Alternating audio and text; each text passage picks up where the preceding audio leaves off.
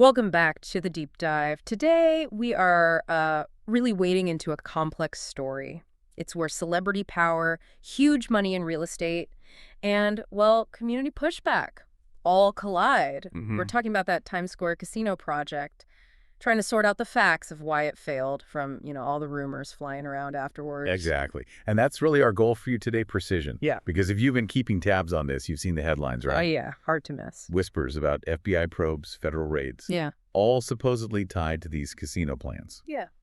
So we're doing let's call it a surgical deep dive, looking straight at the source material on the rejection and fact-checking those claims about current legal trouble. Okay, so let's get a sense of the scale here first, because this wasn't just any project. No, not at all. Our analysis looks at the rejection of what could have been one of the biggest developments in Manhattan ever. Easily. The ambition was just immense. This wasn't some routine application. They wanted to build New York City's first casino. Yeah, and right in Times Square. In Times Square, one of the most famous spots on the planet. You can't get much bigger. And the players involved? These were heavy hitters. Absolutely. You had Jay-Z's Rock Nation naturally bringing the star power and cultural cachet. And Caesars Entertainment, the gambling A giant. global powerhouse. They know the casino business inside out. And crucially, SL Green Realty Corp. Yes, highlighting SL Green is key.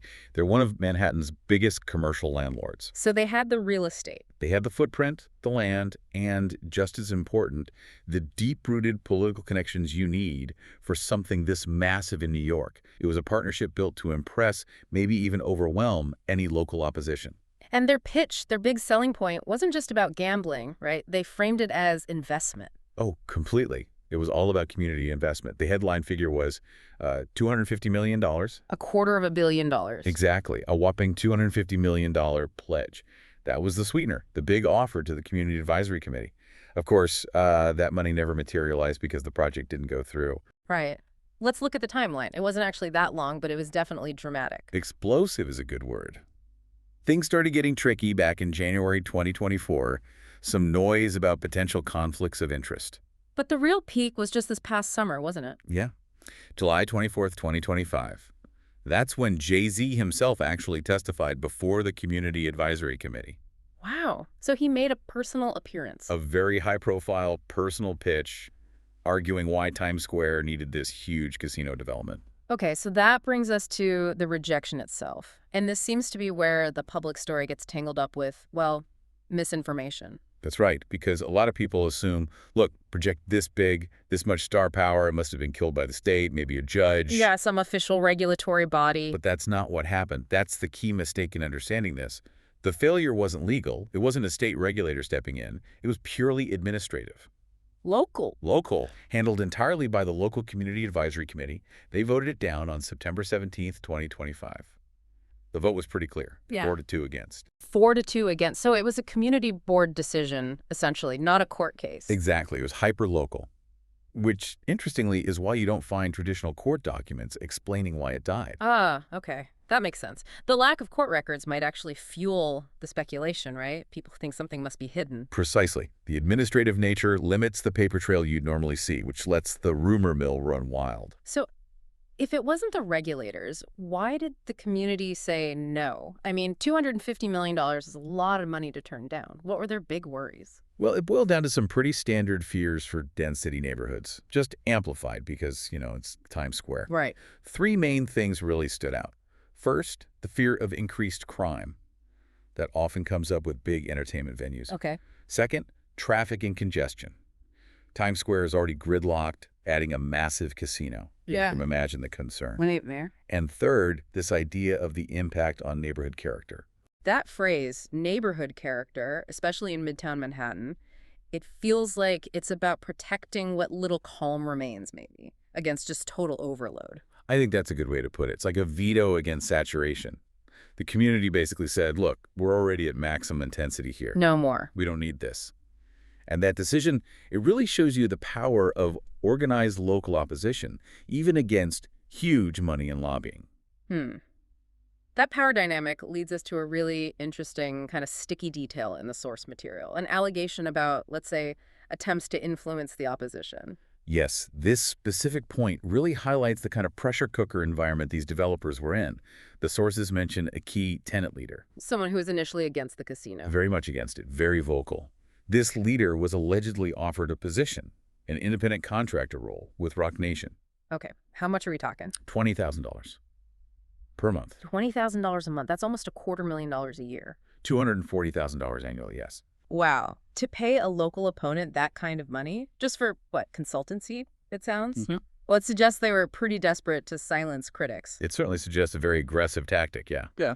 Trying to neutralize or flip key opposition figures. Mm. They were clearly hitting a wall with community resistance, and this looks like an attempt to break through that wall. So did anything actually come of this allegation? Was there legal action? That's the crucial Yep. part. No. Yeah. No formal legal action resulted. While it definitely raised eyebrows, ethical questions about the whole process. And probably gave the anti-casino side more ammunition. For sure, it became fodder for them. But it didn't lead to charges or prosecution. It was a political gamble, maybe, that didn't pay off or change the final vote. Right. And that difference, a failed political tactic versus a criminal issue, that's really the core of what we're untangling today. So let's hit the fact check head on. The biggest rumor out there, an active current FBI investigation into these casino plans. What's the truth? Okay, cutting right through all the noise, the verifiable facts are pretty clear on this. There was no active FBI investigation regarding Jay-Z's recent casino ventures. Meaning the Times Square effort in 2024, 2025. Correct. That specific project. Any claims you hear about an ongoing criminal probe right now, they're unsubstantiated. There's nothing in public records, nothing in regulatory filings to back that up. Okay, so if the claims are baseless now, where does this stuff come from? People don't just invent FBI investigations out of thin air usually. There has to be some root to the confusion. There is. And the root is history. It's a classic case of conflating past events with the present. There was a federal investigation involving Jay-Z and casinos. Ah. But it was over 14 years ago, back in February 2010. It related to his involvement with a totally different group, the Aqueduct Entertainment Group, or AEG. AEG, okay. Refresh our memory on that one. Sure. AEG was another casino bid, also ultimately failed. They were trying to get the contract for a racetrack casino out in Queens at the Aqueduct racetrack. Right, I remember that now. And the federal probe back then looked into the bidding process, the lobbying, all the issues surrounding that specific project. So the rumor mill today is basically gigging up a 14-year-old investigation about a different casino project in Queens. Exactly. And slapping that old story onto this brand new, unrelated Times Square attempt that failed for completely different administrative reasons. That's precisely what seems to be happening. The, let's call it the institutional memory, especially maybe in some media reporting, has blurred the two events together. We can state pretty clearly, there are no current legal fallout or implications from that old 2010 AEG issue affecting the Times Square situation today. That case is long closed. Okay. Now, just for total clarity for you listening, we should also quickly mention other separate legal challenges that are out there just to be sure we're keeping everything compartmentalized. These aren't casino-related, right? Good point, yes. Yeah.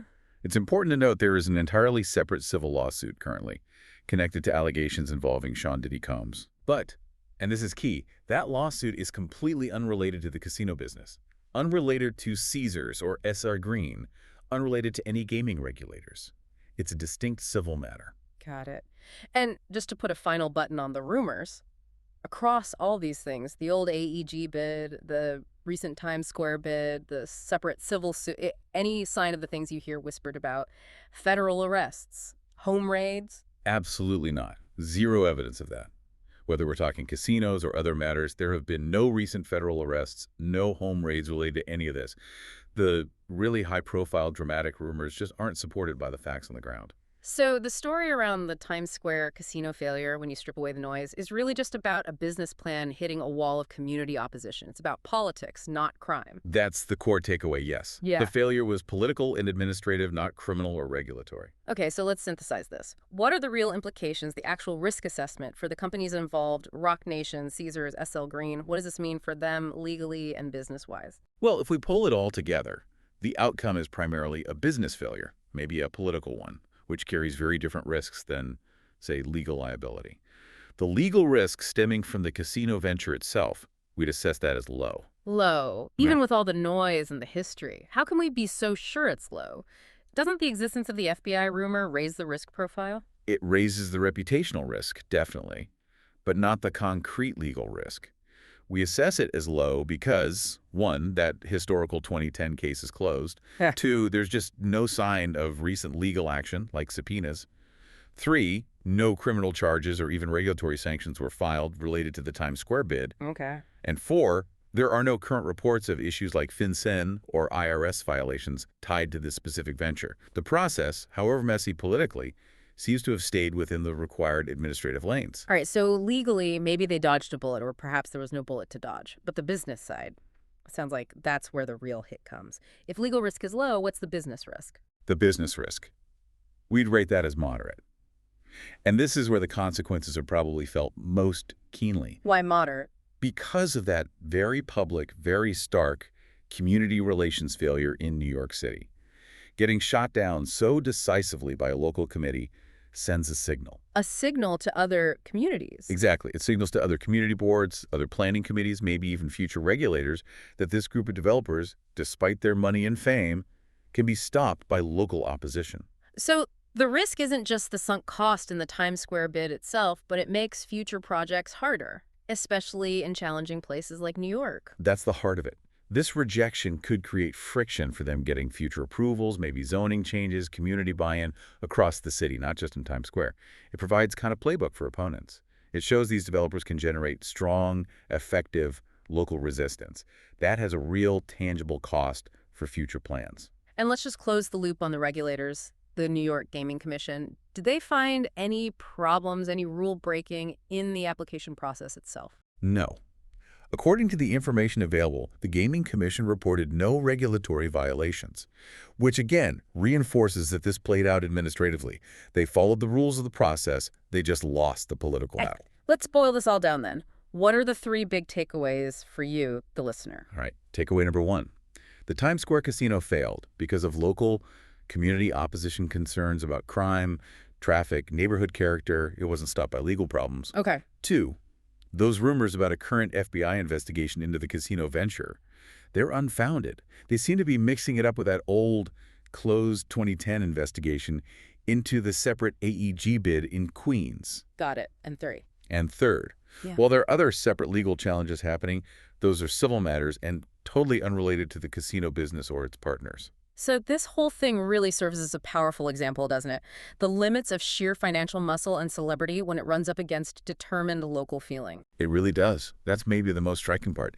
Seeing local opposition override that level of investment and, frankly, star power. Which leaves us with a final thought for you to consider. We saw the business risk here was moderate, mainly because of this community relations breakdown. So thinking about that, what could big developers actually do differently? What kind of truly innovative, maybe more authentic steps could they take to align their goals with what neighborhoods want, especially in packed places like New York, beyond just writing a big check that might get rejected anyway? How do you genuinely partner with the community in these high-stakes situations? Something to chew on until our next deep dive.